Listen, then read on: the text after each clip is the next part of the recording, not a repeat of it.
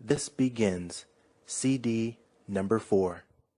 The view of Islam is very radical in that it's all about giving up your rights for the sake of Allah, but never relinquishing your responsibilities. And that is really difficult for people to do. And that's why it's the fastest way to get to God. And if you look at the Prophet ﷺ's life, it is a life of somebody who's constantly giving up his haqq for the sake of God. But he's never neglecting his responsibility to God. He's constantly giving up his haqq. I mean, look, throughout his life, he's always giving up his haqq for others. He had every right to want retribution. He didn't take it. With his family, he had huquq, he would give them up. But he would never relinquish his responsibilities. And so this is this idea of, even if your parents have not fulfilled their responsibilities, you do not relinquish their rights. You don't use that as an excuse.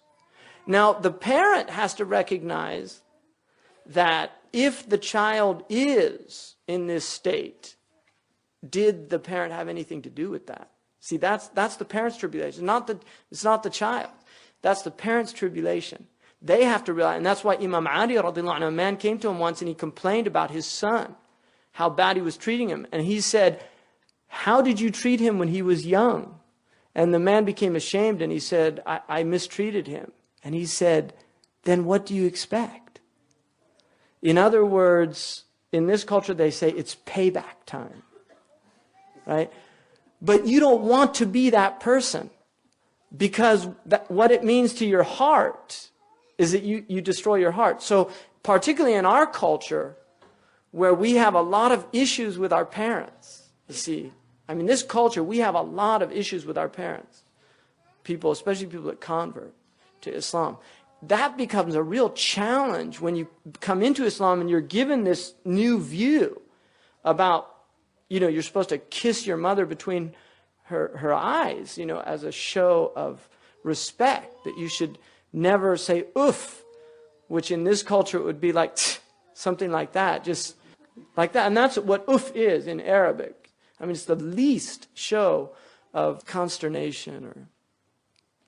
So for those of us who come into this culture, now also for Arabs and Indo-Pak first generation that have grown up here, who have been introduced into this idea, this modern idea, that's a challenge for you also, because of people that you've gone to school with, people that you heard talk about their parents. I mean, Muslims, we're not supposed to say these things about our parents, and it's difficult because a lot of people have real justification for being upset. But it's that struggle in the self. I mean, that's what mujahada is. It's struggling against those desires for revenge, against those desires for, you weren't there when I was young, why should I be there for you now? That's all demonic. Because in the end of the day, this is about you. It's not about your parents. And it's about your relationship with Allah. And that is why when you look at your parents, you have to see them as a tribulation from Allah. They are a blessing, but they're also a tribulation. The ibtila is that you have to recognize that the first manifestation of gratitude to Allah translated in the world is showing gratitude to your parents. That is how gratitude to Allah translates in the world. That is the first translation of a sense of gratitude to Allah, is gratitude toward the parents. And it's getting more difficult for people to recognize that. And part of the real crisis in the modern world is this disruption, because what happens from this is a disruption on every level. You see, because you don't have respect for authority. That's what the 60s in this country were about. It was rebelling against the parents, and then that translated as rebellion against authority as well. So authority loses And the Muslims, we are not anarchists, we're not revolutionaries. We respect authority. It does not mean that we don't stand firm when authority is acting unjustly. But we still recognize authority in the world is a blessing from Allah, even when it has transgressive qualities. It's still a blessing because it's better than anarchy. And the same for the parents. Even when the parents have qualities that are problematic for you, the fact that they're your parents, the fact that they brought you into the world, that was how you came into the world, that in itself is a blessing. And you have to recognize that. So this is what he's saying.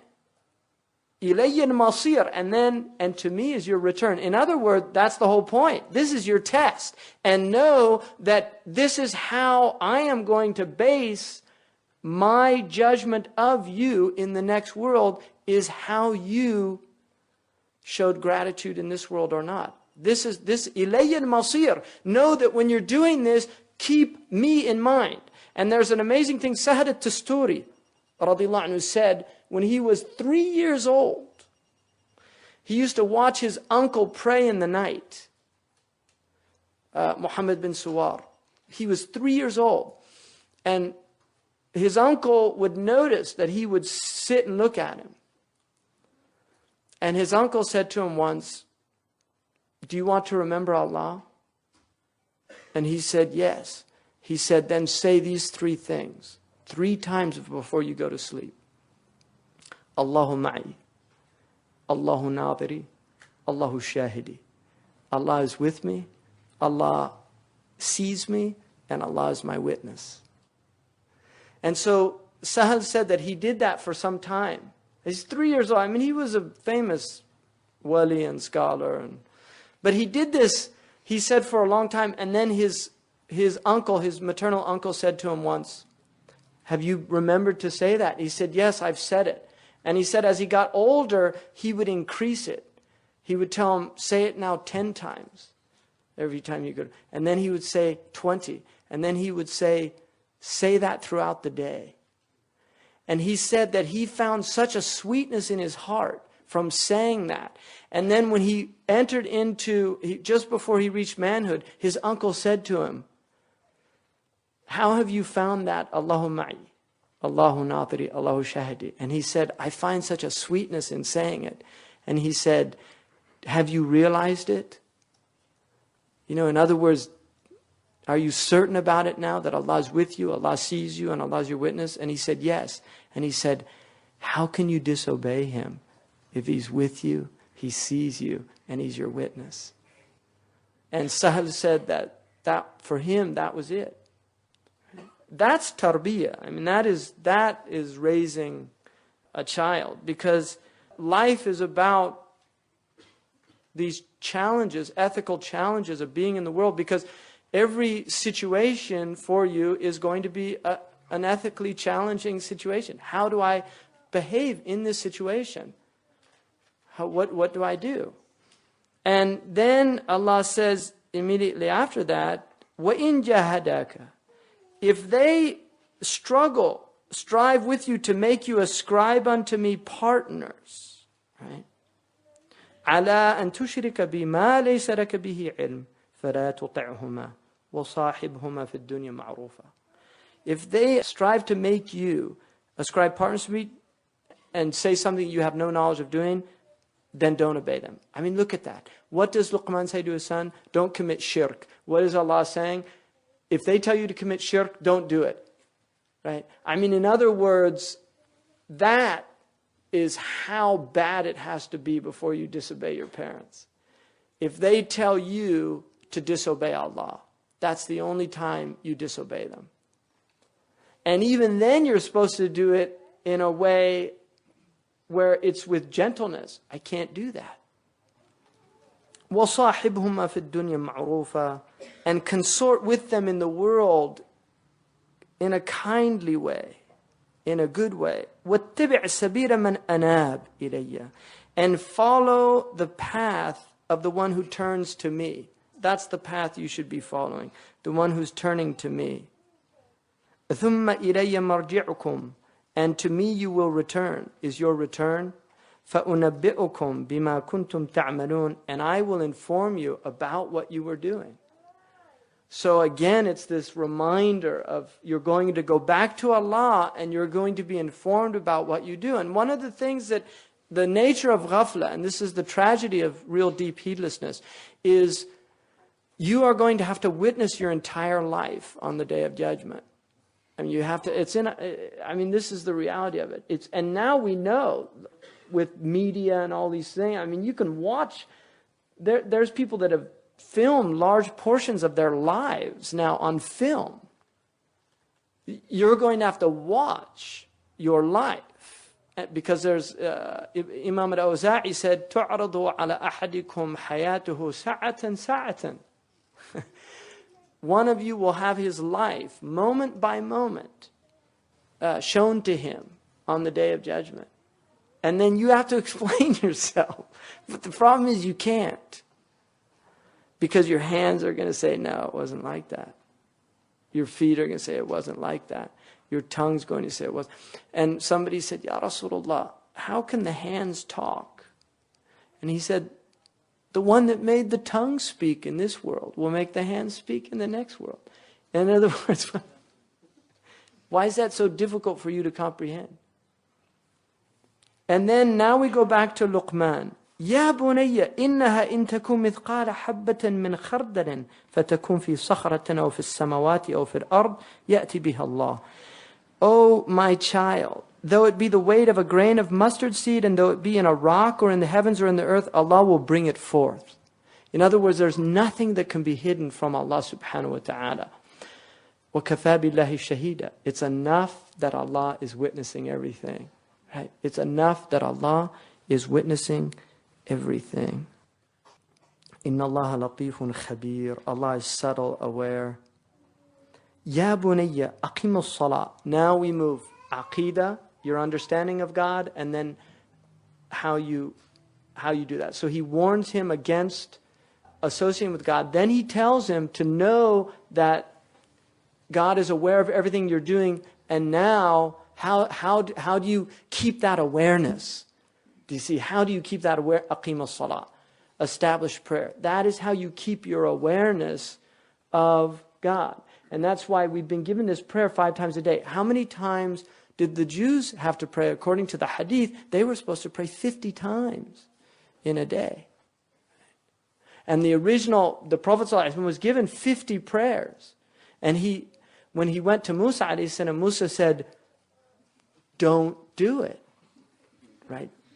Really, he said, go back and just ask for a lightning because my community couldn't, it's too much.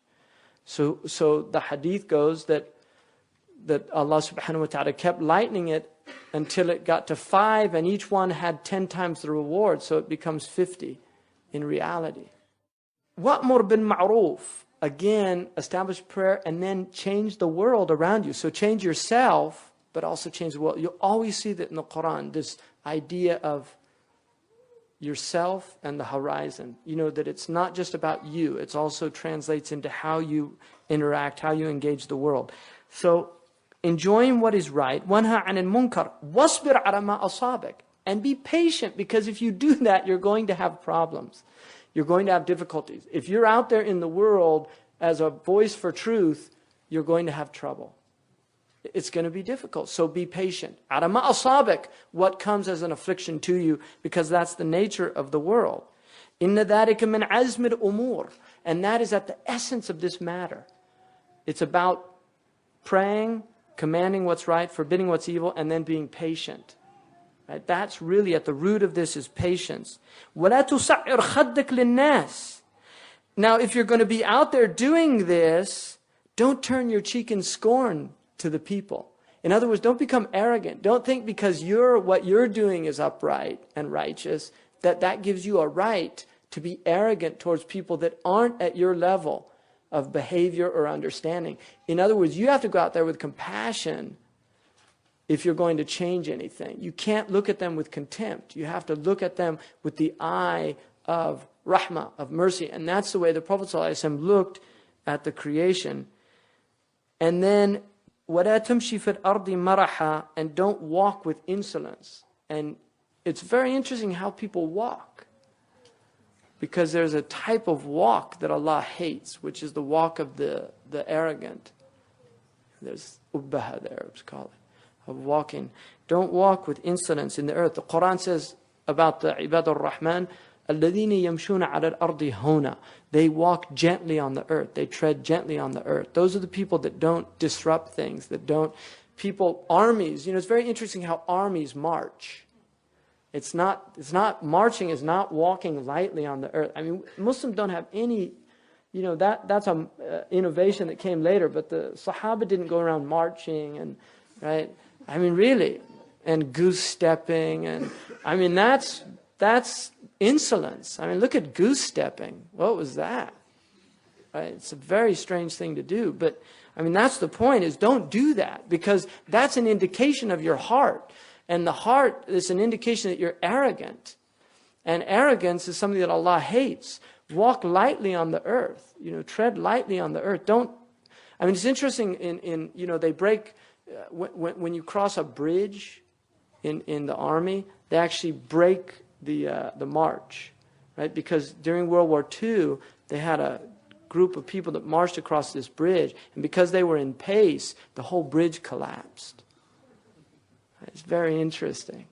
And that's a metaphor for that type of marching. It's like, that's khasf, that Allah can open up the earth to that type of insolence. Inna Allah la yuhibbu kulla mukhtarin fakhur. Allah does not love arrogant boasters. Waqsid fi mashika. Be modest in your walk. Waghdud min sawtika.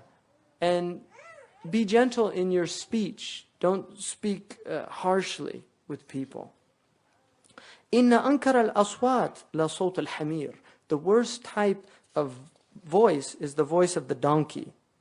And that's the worst type of voice.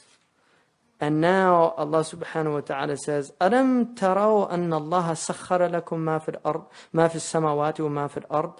Haven't they seen that Allah has subjugated everything in the heavens and the earth? I mean, this is what they call the anthropic principle now. They actually recently started thinking of the fact that the entire universe is designed for life just on this planet. I mean, that's an actual philosophical position now. And that's exactly what's being said here. Haven't they considered that the whole universe was designed for you to exist here in this funny small little corner of this vast universe? But everything, in order for life to exist here, everything has to be exactly where it is in the entire universe. Because if it shifted slightly, everything would shift. So haven't they thought about, and then in the earth, وَأَسْبَغَ عَلَيْكُمْ نِعْمَهُ ظَاهِرَةً وَبَاطِنًا, and He has showered you with His blessings inwardly and outwardly.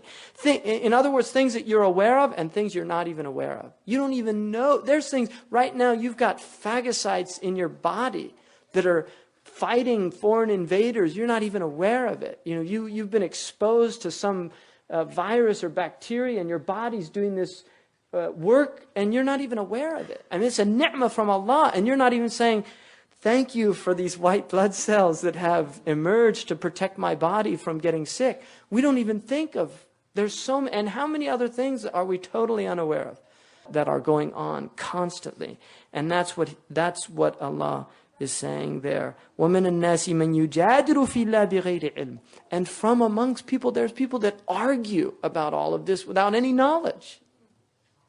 They have no knowledge. They're just going to argue with you. No, so I don't believe that. Well, what's the basis? I just don't believe it. They don't have, in other words, they're not arguing because see, even the atheist has to admit that he doesn't know. That's why the agnostic is really the only philosophically sound position. The atheist who says there's no God has no authority to say that in reality. He doesn't. It's a position he's decided to take, but it's a position of arrogance. Whereas the agnostic, he's saying, I don't know. It's a more honest position because he knows that the possibility is there, right? That I'm allowing for the possibility, but I don't know. So the idea of arguing against this is is arrogant. That's what's being said, is that it's a position of arrogance. The best that you could say is, I don't know, it could be true. Everything you're saying, it could be true, but I don't know. But to say, no, this is not true. What's the basis of your foundation? I don't believe it. The world's evil. Where did the evil come from? I mean, they can come, but it's in the end of the day, the arguments begin to fall short. It's not guidance. They're not doing it from knowledge. They're not doing it from guidance. And they're not doing it from some illuminating book. In other words, some source of revelation. وَإِذَا قِيلَ لَهُمْ اتَّبِعُوا مَا أَنزَلَ اللَّهُ قَالُوا بَلْ نَتَّبِعُ مَا وَجَدْنَا عَلَيْهِ آبَاءَنَا أَوْلَوْ كَانَ الشَّيْطَانُ يَدْعُوهُمْ إِلَى عَذَابِ السَّعِيرِ.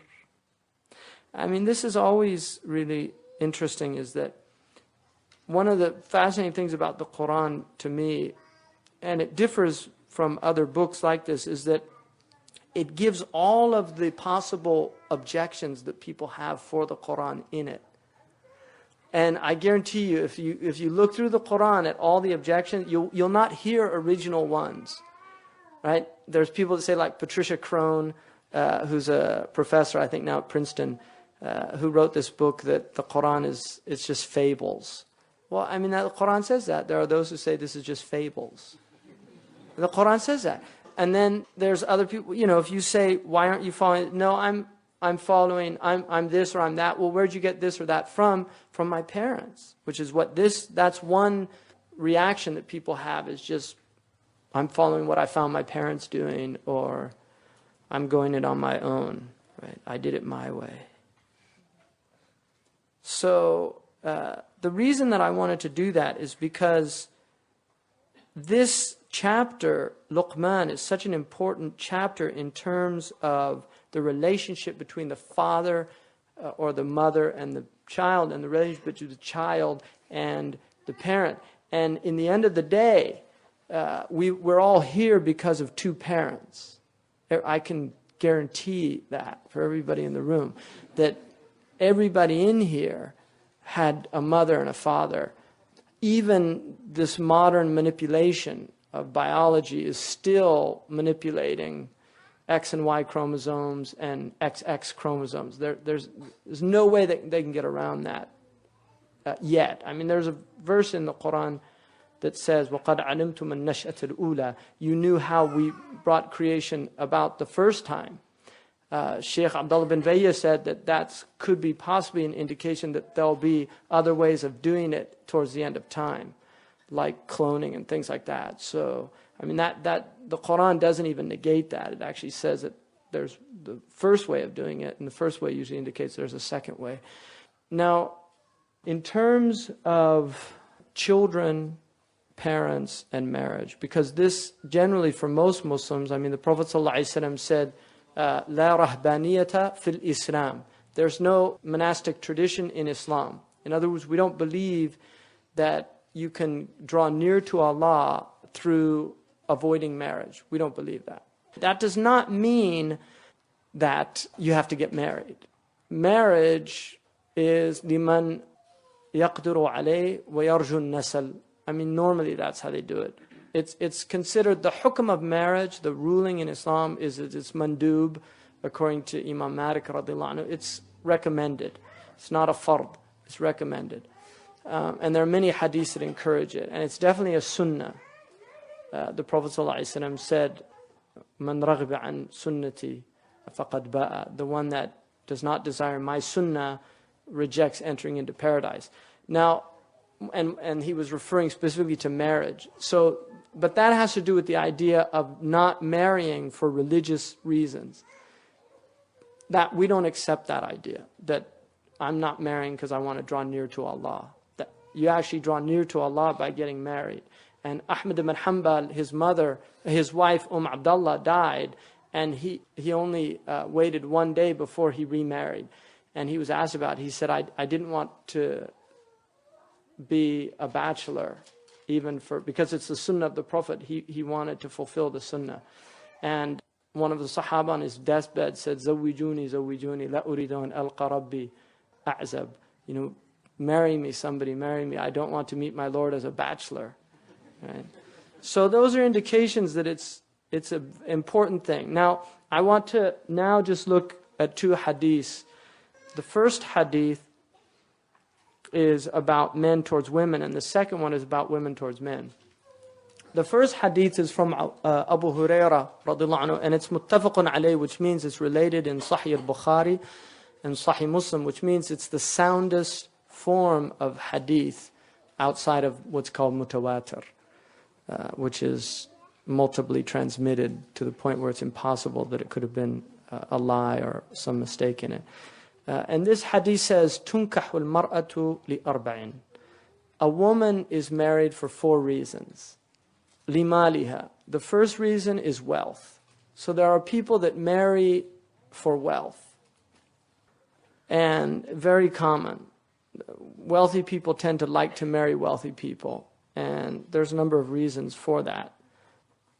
And that's certainly acceptable in Islam. There's nothing against that. I mean, it's just an acceptable thing. It's not encouraged or anything, but it's acceptable. And some of the ulama scholars consider that wealth is a type of kafa'ah, that it's good for somebody from one socioeconomic class to marry somebody from a similar socioeconomic class, because if somebody was raised was a certain level of opulence or a certain level of standard of living, and then they marry considerably under that, that can be quite traumatic for that person, and it can lead to problems. And that often happens when people marry for love, like a romantic type of love.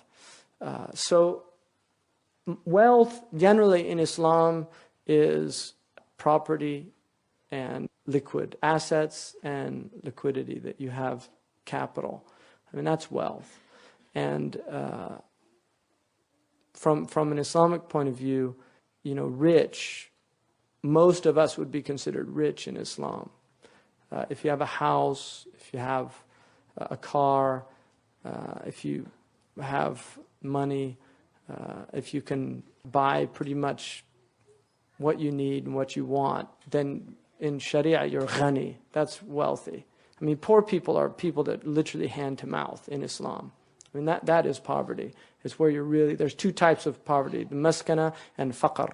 Miskeen, faqir is somebody that, I mean, there's a difference of opinion between Shafi and Maliki, but a faqir is somebody who has a year's supply of provision, and a miskeen doesn't even have their day's supply. Because the Quran says, إِنَّمَا صَدَقَاتُ لِلْفُقَرَاءِ وَالْمَسَاكِينَ. Allah mentions the faqir and then the miskeen. And the opposite version is that the faqir is the one that doesn't have a day's supply, and the miskeen has a year. And the proof of Imam Shafi'i was the boat in Surah Al-Kahf was owned by masakin. So to have a boat is to have something. And then a ghani is somebody who has more than a year's supply of their needs and things. Now, from that point of view, in this culture, a lot of people would consider themselves poor, but I don't think it's really... I mean, we're living in immense opulence. Most people live today the way kings used to live in the past, and I think a lot of people forget that. So the first is for wealth. The second is for what's called hasab. لِحَسَبِهَا. Hasab, there are 2 concepts in Arabic, nasab and hasab. Nasab is your lineage. It's who you come from.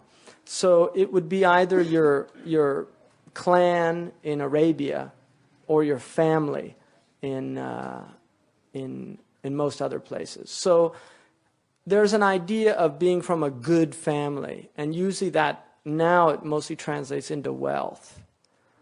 It doesn't matter if your grandparents were pirates or whatever. I mean, if you have wealth, you're considered from a good family. That's not the Islamic idea of nasab. Nasab has to do with being from...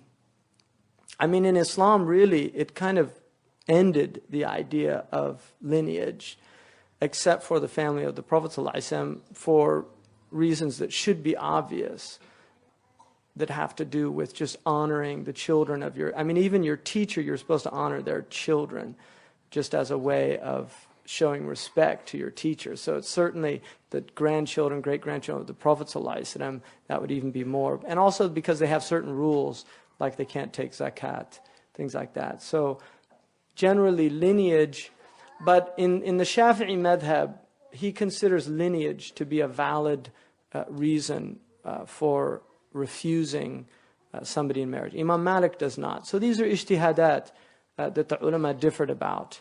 And lineage is certainly, like in certain communities, like for instance, in some Arabic communities, also for instance in a Somali community.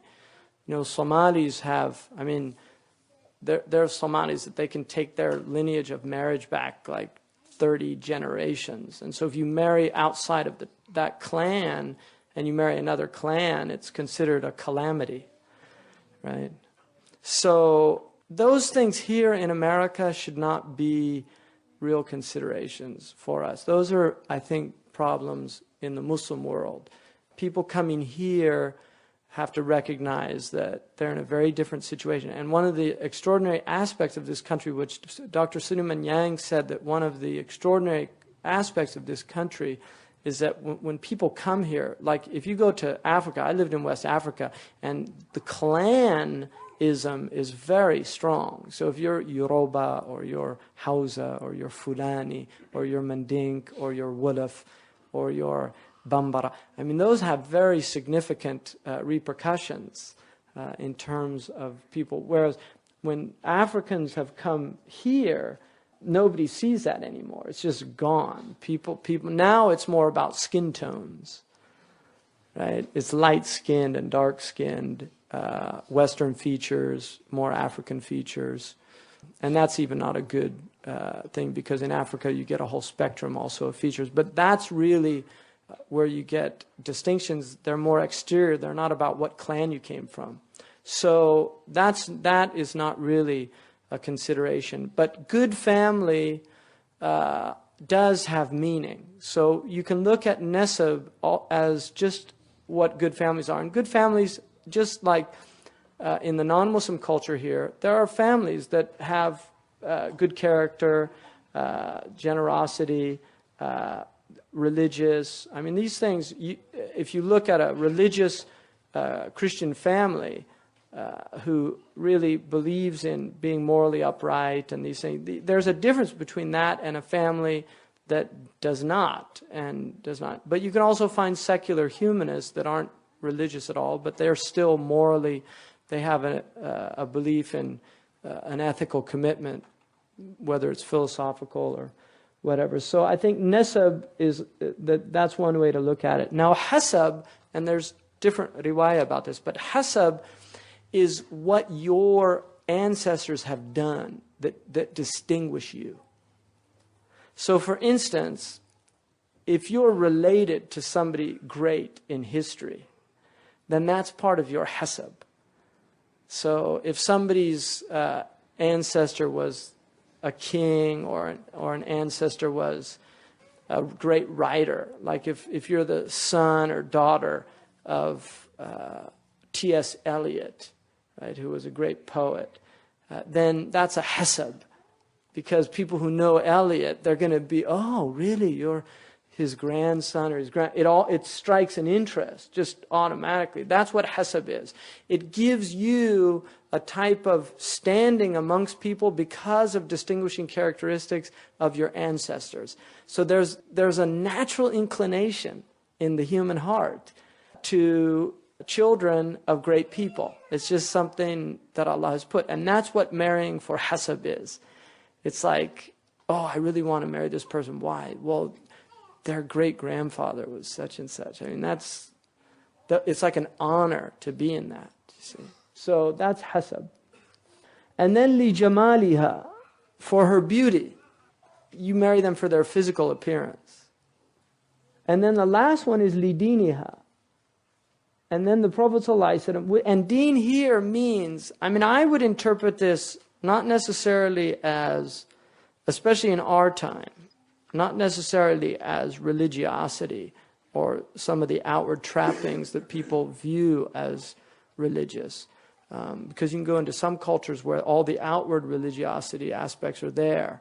I would see this more as the person who is aware of the nature of the world, that they're actually not oriented towards the dunya, they're oriented towards the akhirah. And that can translate in a lot of different ways. Because the nature of a person who has deen is that they're not worldly by nature, that their desire is not the accumulation of stuff, it's the accumulation of good actions. And that can translate in a lot of ways. So you can see people that have that. I mean, you know, a good example that I can think of right now is we had an obstetrician who was outwardly, some people might have not thought that she was particularly religious, but I would say that she was deeply religious. Even though she didn't have the outward trappings of religiosity, she did the things that she did because of her belief and her goodness in the heart, and she believed in Allah. My point there is that it might not be as black and white as people would like to think, and so you have to be careful about that, because you can marry somebody that looks outwardly, the package looks all right, but then you find out, you know, it's all about bangles and, you know, it's some real dunyawi orientation. And then you can see somebody else, the package might not look there, but the internal reality of the person is that they are oriented towards the akhirah. So you have to be aware of that. But the Prophet ﷺ did say, فَضْفَرْ بِذَاتِ الدِّينِ تَرِبَتْ يَدَاكَ.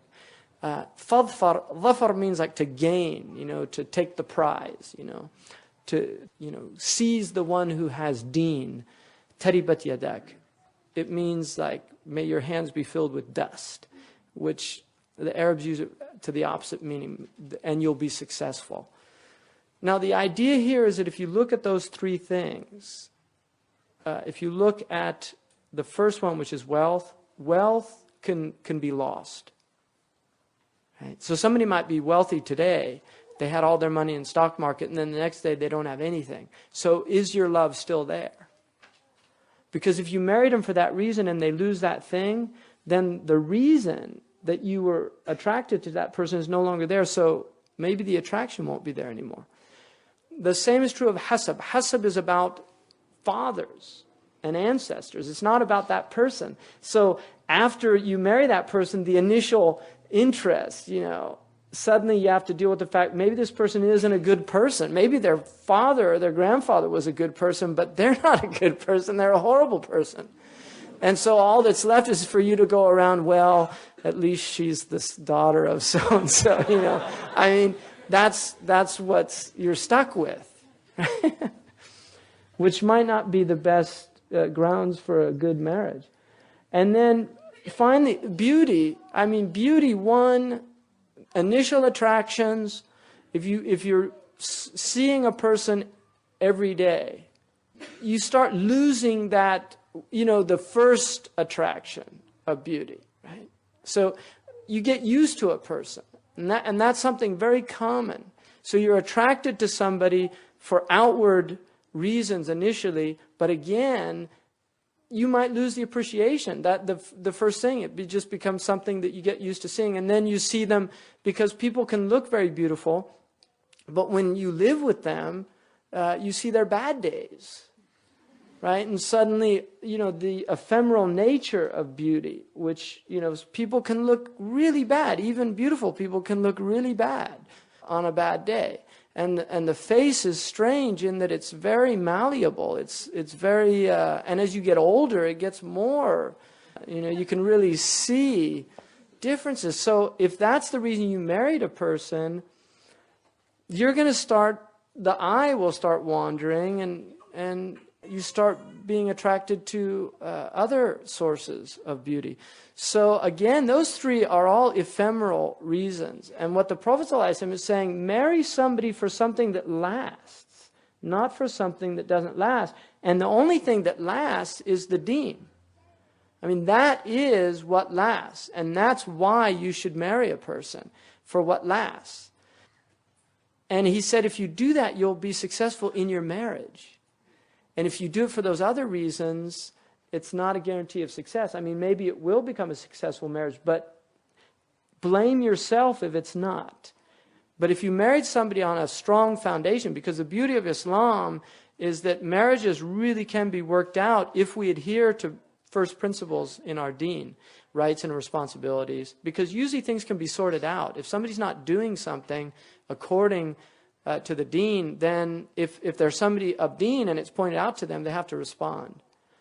Right? The onus is on them. So that's really important. Now the second hadith about this is the hadith in which the Prophet ﷺ said, "Man ja'aka tardawna dinahu wa khuluquhu fazawwijuhu." Man ja'akum, whoever comes to you and you are pleased with his deen, this is about men. You're pleased with his deen, wa khuluqa, which is really important. Deen and character. And I love that addition, because see, somebody can have a religious name, but they don't have khuluq. They don't have character. And the thing is that the Prophet ﷺ said, "Innama bu'ithu li'utammima makarim al-akhlaq." I was only sent to complete noble character. So khuluq is really an important part of living with somebody, especially from the man's point of view. I mean, I find it interesting that in this hadith, it's not mentioned lidiniha wa li khuluqiha. It's just lidiniha. But in the other hadith, man tardawna dinahu wa khuluqahu, his deen and his khuluq, because it's more important that the man have khuluq than the woman. Do you see? That is more important. And the reason for that is because the woman is in a weaker position by the nature of the majority of marriages.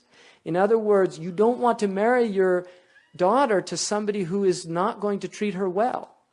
So you have to look not just to his religion, but to his character, because somebody can be religious, but they're easily angered. And that's why Muawiyah was very religious. But when the Prophet ﷺ, somebody asked him about marrying Muawiyah, he said, don't marry him. Why? Because he was su'luk.